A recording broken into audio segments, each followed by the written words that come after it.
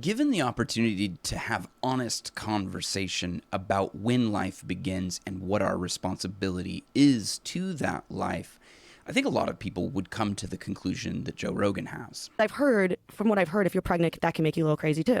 I'm sure. Yeah. Right? I mean, mean, your hormones are going crazy. You got a little person growing inside your body. So weird. And I know so much going on. It's the most normal thing ever. I get that like everybody does it. That's why we're all here. But like, I've never done it. And Right. to me, it's wild. I don't think it's normal. It's weird. It only happens every now and again to Yes. people. It only happens to one half of the population. Yes. And it's the reason why life is here, and it's Yeah. treated as if it's not that big of a deal. Yeah, it really is. And it's one of the main focuses in this election is whether or not you can kill the baby. I'm sorry to say it that way. I think that this conversation starts in the right place. And again, this is my take is open, honest conversation about this is where we're going to find truth and answers. It's how we're going to navigate the future of this, as Joe Rogan pointed out, very political debate. It's the center of it for many people. It's where you vote. And I come at this as a biblical Christian person. And so with that, you could just assume what my stance would be on this issue. I'm going to try my best to sort of not wade into the nitty gritty because I'm not even sure that this is the best platform to have that conversation. I hope it could be. And so this is a bit of an experiment. So thank you for being here with me. I hope that this could be a place to have honest conversation because I think that's what's needed. I think far too often in the political sphere, it's just two camps. One calling the other names and nobody getting together and asking the honest questions that Joe and Kat are asking, or at least the curiosity. It's like, this is strange. Can we just take a step back? Can we just pause for a second and realize that there's something growing inside of a pregnant woman? Like that's wild. That's strange. That's odd. That's peculiar. Now, they're not saying this, and I don't want to put words in their mouth, but it's a miracle. It is wild. Like that's an amazing thing that's going on. And then you hear Joe kind of, I think in a moment of honesty, really say what he thinks, that ultimately the question is, how, why are you going to terminate the life of a baby?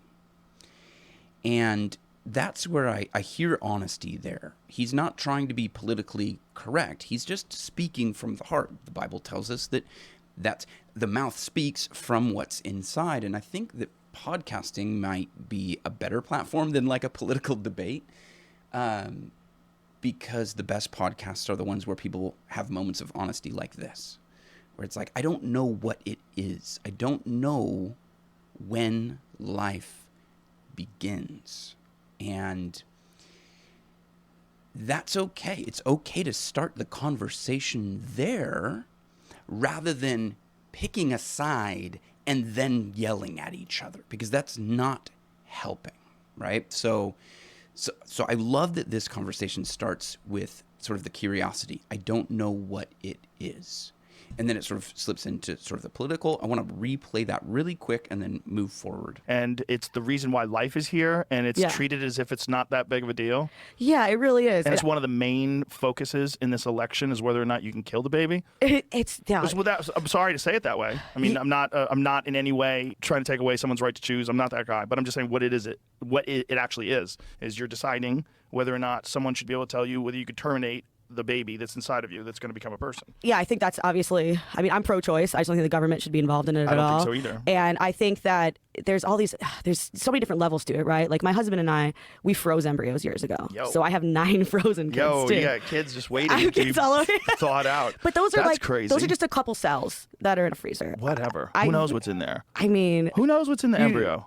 So you think I should have all of them? I don't know what's in there. I don't know. What if every embryo is a life, and not just a life, but a soul? And a soul waiting to emerge. Like once you've done the deed. I'm not saying I'm not that guy. I'm not this religious. No, I don't think you are. Yeah. I'm not this guy. But let's put it out there. Yeah. Like what the is that if that thing can become a person? You put it in your body, thaws out, whatever. I don't know the process. Yeah, I don't really either. I don't really either. I just kind of did it. All of a sudden, it's a person. Like you're storing people in like a lab somewhere.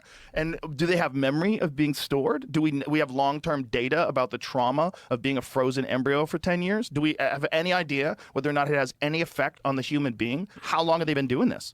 Yeah, I have. Yeah, what's the long-term data on what kind of a person comes out of fraud? Like, what are we like making a bunch of sociopaths? I feel like we've done it enough time, IVF, right? Do you really think they've studied it? Like, looked at the personalities of the people, whether or not they have weird dreams about being stuck in a freezer? Well, sociopaths come from sex too. Any baby can be a sociopath. Yes. Which is why I waited so long to have kids, and I'm terrified because also, what if it's like a few degrees below a sociopath and my kid just sucks? I don't think you have to worry about that. My kid's the one that shows up and everyone's like, so and so's kids here. Do your best. You're not. You don't. I don't think you really have to worry about that. The reason why I brought that up is because Ted Kaczynski, when he was young, there was something wrong with him, some sort of medical condition, and they brought him to some hospital where he received no physical touch for like a long period of time, like months and months. Yeah. His brother, who turned him in, his brother who read the Unabomber's manifesto and realized, like, I know how this guy's talking. My brother's a genius and a real psycho, and this is my brother, and so he turned him in, and that's how they caught the Unabomber. Mm-hmm. But he attributes one of the things that's wrong with his brother with the time where he was a baby, where he received no touch and no love, and that it just f***ed with his head. And I wonder, those little embryos just sitting in a freezer somewhere. I don't know either. I don't think so. I don't know I don't either. think so. Religion thinks that the soul enters the body on the 48th day, right? I think every religion's different. I think there's some people who are really socially conservative religious that are opposed to IVF in general because embryos are discarded or they die and that kind of a thing. And yeah, I've heard that as an argument against what Donald Trump has been saying about paying for IVF. Right. And we need more babies. And everybody's like, yay. And then the psychos went, no. 70% of all IVF babies are never used and they're discarded and like, okay. Yeah. So in sort of the uniquely Joe Rogan way, he begins to ask questions that I think need to be asked, need to be pondered. This is sort of the Jeff Goldblum scene from Jurassic Park. Not to be too cavalier about obviously a very serious topic that we're engaged with, but that's exactly the point. Is I think people have been too cavalier. There's a lot of hubris when it comes to this. Like, we know what we're doing when maybe we don't, and can the secular world really allow us to even navigate these questions? When does the soul enter the person? Now, I think that from a biblical Christian worldview, the person is mind, body, spirit. I think that that's what makes up sort of, the soul or the person. The idea of 40 days is, you could look at Aristotle, Aquinas, you can look at some other places, but ultimately I think we need to acknowledge the whole person and the whole human life.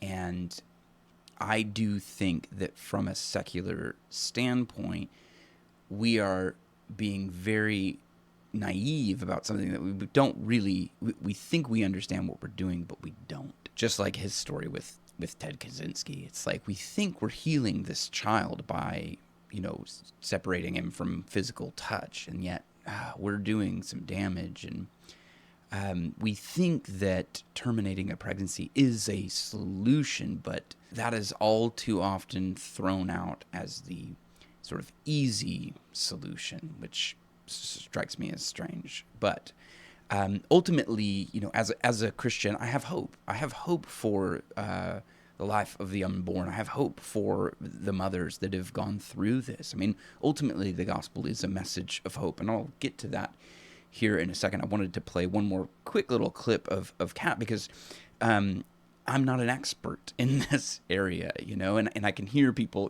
sort of maybe in the background saying, what business do you have, to speak into this area? Now, I'm a dad, but I'm also a human. I'm also a person, and I think this is a person conversation. This is something that people need to have, and yet, Kat is going to talk to us a little bit about her experience just as a mother. And again, I'll just reiterate that it's a miracle. Like what we're witnessing is a miracle between a mother and an unborn. No, not when I'm pregnant. That's the thing that sucks. Is like I love this baby so much that I've not even met yet. That's wonderful. Nothing. It's like so. That's a real commitment. I know, but it's so weird for my brand to love this. I never thought I'd have kids. I never thought I never wanted to. And then now I'm like, my baby's the size of a cucumber. You know. Well, you're doing the right thing by not feeding it jewels. Of course. I really think so. Of course, but I'm gonna go back. You have to go back in your mind. Yes. Wow. Yeah, just a quick little glimpse into the relationship between a mother and an unborn child. I love this child, I've never met.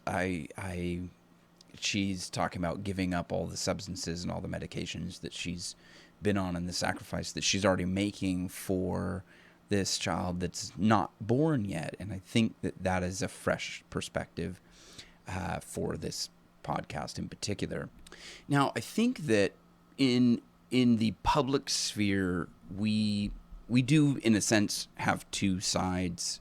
I know I said don't pick a side and then yell at each other, but I think in order to understand what's going on in our society, you sort of have a theological way that you can deal with this, and some people might call that religious, and then there's sort of a secular or non-theological way that you can deal with this.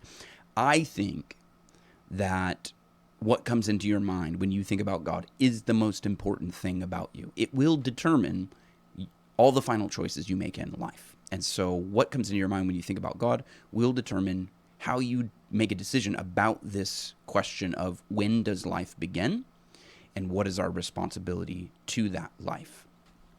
In a world where there is no God, we're sort of floundering to answer that from like a secular world framework.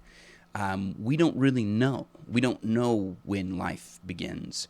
As a Christian, I don't know when life begins, but I don't need to know when life begins. I think the secular institutions that are legislating rules about abortion, they need to know. They need to have an answer for that question. When does life begin? And then it becomes a very real question of, can you guarantee that the unborn is not a living person, is not a living soul? Can you guarantee that the unborn is not alive?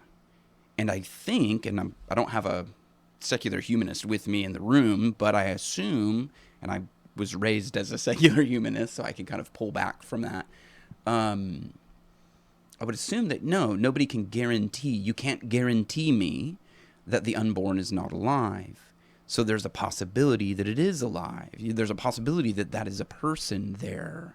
And because there's a possibility that there's a person there, you have to do everything in your power to preserve life. I would assume that would be the case, unless you don't care. Unless you don't care about preserving life. Now, again, so from a theological standpoint, we would say, do everything in our power to cherish, honor, save, steward the life that is there, because it's been created by God for a purpose. And to mangle that or destroy it or discard that is evil. And I can say that, that's kind of like it's not easy to say, but it follows very logically from a biblical Christian worldview. From a secular worldview, it's like, well, when does it begin? And I think that then the secular, and again, I'm not trying to like straw man anyone here. Give me your feedback on this. Because again, I hope that this could be a place to have honest sort of conversation.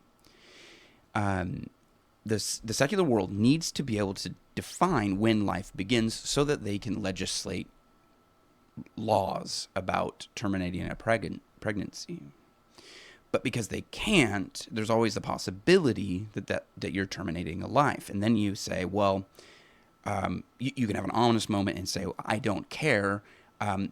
One life is better than the other. Okay, well, how do you define that? You have to define that biologically. If there's no God, if there's no spirit or soul, you have to define that biologically. So it's basically a big animal can decide what happens to a small animal inside of it, or a big meat sack, a big pack of meat can decide what happens to the small pack of meat that happens to reside inside of it.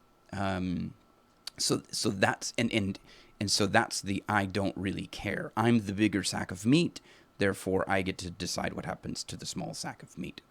Or you do care and you're trying to legislate based off of when you think life begins. I think this is also not a good solution. It's a very dangerous path to go down. Again, as a Christian, I can just say, I don't know when life begins, and that's okay. Because I think even if there's a possibility of life, you do everything to preserve that life. Now, the secular world, no God, we have to figure this out. Is it that there's a brainwave? Is it that there's a heartbeat? You can look at sort of biological definitions for what life is if you wanted to. And where do I want to go from here? I sort of went on a harangue there. And I don't know that I'm being super clear. So and if I'm left with trying to define life biologically, materially, I am sort of opening the door for arbitrary legislative things. We can bring people back whose hearts have stopped. We can even help people whose brainwaves have flattened. So we're really struggling to decide, is the unborn just a clump of cells? Well, aren't those cells living cells? So how do we define life, and when does the unborn become a person? I think that Philip K. Dick touched on this in his fiction short story called Pre-Persons, where eventually the state, because if there's no God, it's just the state legislating this. And so the state does what's in the best interest of the state, just like the big meat sack could do whatever in the best interest of the big meat sack and not the little meat sack. So the big meat sack is more important than the little meat sack. So now you just blow that up to the point of a community or a nation or a government that says, well, we have more power to decide when your life is useful to us. And in Philip K. Dick's dystopian sort of short story, it was at 12, and this is actually not a new idea, but at 12 years old, you can sort of logically think, and that's shown in your ability to do algebra. And so be careful if you ever forget your algebra, because then you can be terminated as well. And there's really no guardrails to prevent that from happening. There's really no... because it's just mandated by the state. Okay, now some people will say the idea that Philip K. Dick writes about in Pre-Persons, or any of the sort of dystopian, ideas that might be out there, once you open the door to this type of scenario, that's crazy, that would never happen. And so then it's just like, well, show me why that wouldn't happen. If given an honest platform, if given the ability to speak about these things openly and honestly, I think most people, like inherently inside them, know this is a miracle, man. Life is a miracle. It's not one meat sack that has another meat sack inside of it. It's one human life that has another human life inside of it. And that is a miracle. And that is beautiful. And that is something to be celebrated and something to be preserved at all costs. And I just think that I think there's great hope when it comes to Christ, when it comes to the person of Jesus. I'm going to go this direction. This is where I'm flowing, I guess. Now, I mentioned this in the live stream that we did on the same topic, but I really do have a lot of hope. You know, as a Christian person, despite this being a pretty catastrophic topic. I mean, you can think if what we're saying is true, and I think it is, I think these are lives that need to be saved. The sort of skeptic inside me says, well, then why doesn't God do something? Why doesn't God do something about all of these terminated pregnancies? These are just like hundreds of thousands of lives. I mean, I can't really think about it. Otherwise, I don't know that I'll be able to continue to talk about it. And outside of the resurrection of Jesus Christ, there is no hope for humanity. That's why I don't think we can... I don't think the secular world has answers for us. I'll just say it that way, I guess. But if we turn to Colossians chapter 1, we see that he rescued us from the domain of darkness and transferred us into the kingdom of his beloved Son, in whom we have redemption and forgiveness of sins. He is the image of the invisible God, the firstborn of all creation, for by him all things were created, both in heaven and on earth, visible and invisible, whether thrones or dominions or rulers, authorities. All things have been created through him and for him. He is before all things, and in him all things hold together. He's also the head of the body, the church, and he is the beginning, the firstborn from the dead, so that he himself will come to have first place in everything, firstborn of the dead. I know this is... I don't hear many people from a Christian perspective maybe talk about this, and please help me if I'm off base here, but Christ has conquered death for us and given us new life. And in his hands, even this thing that we're talking about that I think is truly abhorrent, it's against his creation, it's disharmony with our Creator, it's disobedience from our Creator, with our Creator. It's not what he intended. He can transform it. And I mean that. I mean anybody who has died. He has given a way to be born again. He is the firstborn of the dead. He conquered death itself. And in him we have new life.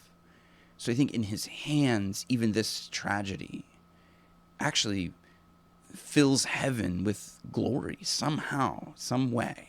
On this side of it, it's really hard to see that.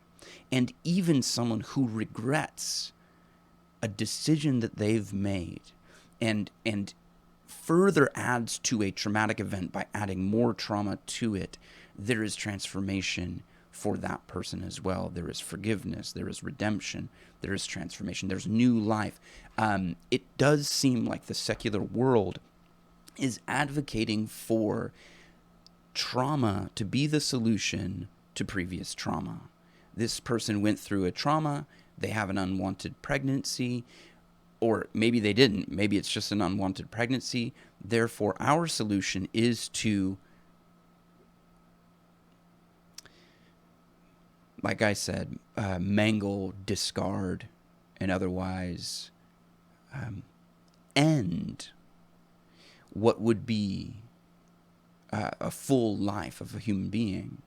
And which is interesting if we even go back biologically. Like, one of the biological definitions for something that is alive is that it has the potential to mature, potential to grow, which of course anybody, again, given permission to look at this objectively, would realize we are talking about living people.